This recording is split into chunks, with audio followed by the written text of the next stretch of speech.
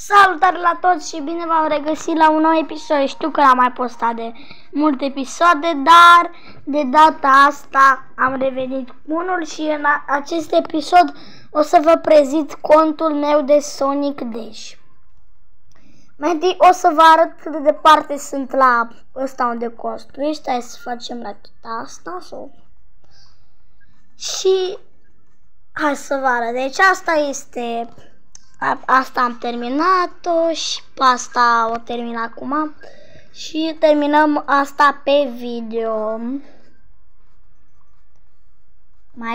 Mai e ceva. Și da, până aici am ajuns, celelalte nu mai am. Și ăsta este high score-ul meu, sunt pe locul 8. Avem și aici, hai să punem ăsta, nu, și ăsta. Și să dăm un match. Să vedeți și voi cum joc eu. Mamă, direct m-am băgat în aia, n-am vrut. Uneori se întâmplă să nu mai sară, Da. O să vă arăt și caracterele imediat. Și caracterele. Și da, nu uitați să dați like la video, să vă abonați. Pentru că da, aș vrea să ajung la 1000 de abonați. La 1000 de abonați o să încerc să postez mai des dacă pot. Eu am încercat să mai postez, doar că n-am mai putut, m-a mai lăsat YouTube. Și da. Vom continuăm aici să băgăm dash-ul. Ce m-am bat scutul ăla, că dacă ești în dash ești invincibil.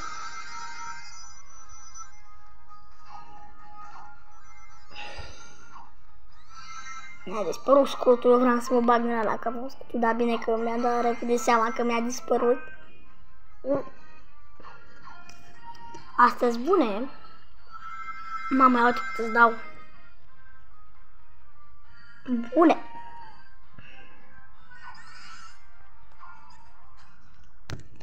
Hai să ne ducem la boss, să batem bossul.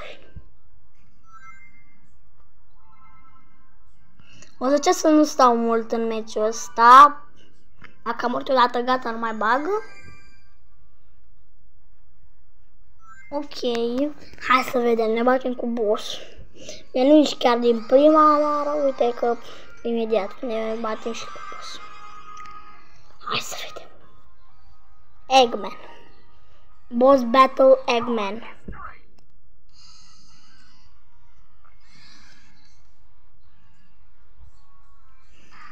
Hop.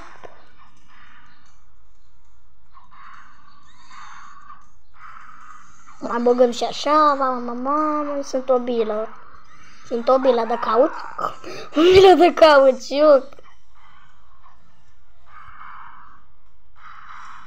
Ok, totul în regulă, frumos. Lasă-mă cu cutiile tale, că n-ai ce să-mi faci. Deci n-ai ce să-mi faci cu cutiile tale, n-ai ce să-mi faci.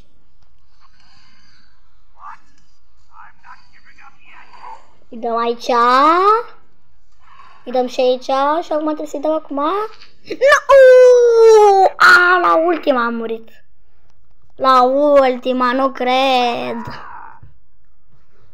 Adică la ultima am pierdut, că n-am murit. Să mor înseamnă să ajungi la minim acolo.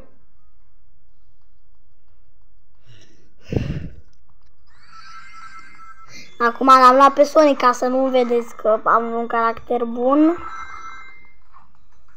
Da, nu mă joc de foarte mult timp. Bine, am mai avut eu un cont în care era mult mai avansat în joc. Dar am vrut să-mi instalez un alt joc și la alt joc. Da. Bun, acum e timpul să vă arăt caracterele mele. Lasă-mă cu reclamele tale. Hai să vă văzut schema, dacă nu știți. Deci ieși din joc și intri din nou în joc.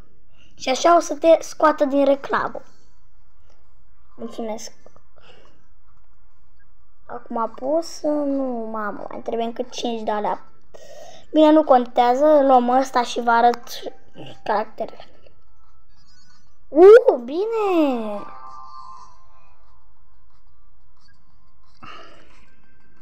Îi dăm aici și îl avem pe Sonic, Tails, Knuckles și îl am și pe Capitan Shadow. Hai să-l apărăm aici. Țin ăsta mai mult 5 secunde. Să mai facem încă 5 secunde. Am prea mult.